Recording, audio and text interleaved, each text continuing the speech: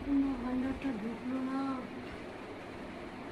অন্নপূর্ণা ভান্ডারটা ঢুকলো না, আবার ঢুকে গেছে, আমার কেন ঢুকলো না?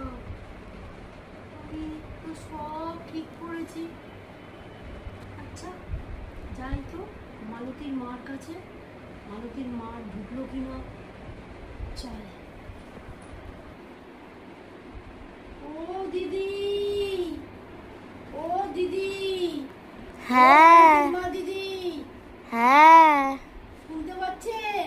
হ্যাঁ আচ্ছা দিদি, আপনার অন্নপূর্ণা ভান্ডার ঢুকেছে? হ্যাঁ আমার ঢুকে গেছে। আপনার ঢুকলো কবে দিদি? এই তো কালকে রাত্রেবেলা। আমার না ঢোকেনি। চিন্তা করবেন না, ঢুকে যাবে নিশ্চয়ই। কি বলো? যাই একটু লক্ষ্মীর মার কাছে যাই, হুম জিজ্ঞেস করি হুম ওনার ঢুকেছে কিনা। হুম যাই একটু ওই বাড়িতে যাই।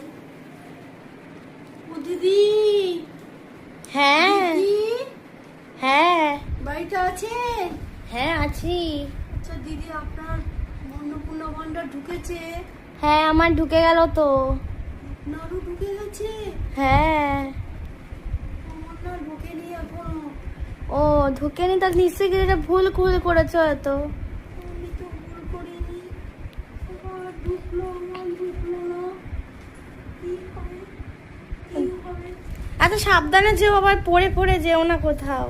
এই আমার ঢুকলো না, আবার ঢুকে গেছে। আই, আমি কি করি, আমি কি করি? আমি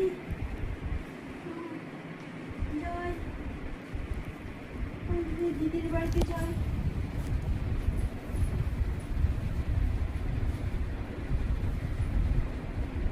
দিদি আছো নাকি? হ্যাঁ একটু বসি। আচ্ছা দিদি, তোমারও কি অন্নপূর্ণা ভান্ডার ঢুকে গেছে? হ্যাঁ দেখো না, আমার না ঢুকেনি। সারা পাড়ায় গেলাম, সবার ঢুকে গেছে অন্নপূর্ণা ভান্ডার, দেখো আমার ঢুকলো না। কি হবে আমার, আমার কি হবে? সবার ঢুকলো, আমার ঢুকলো না। আমার তো ঢোকেনি। হ্যাঁ, আমার ঢোকেনি। এই যে আপনি বললেন আপনার ঢুকে গেছে।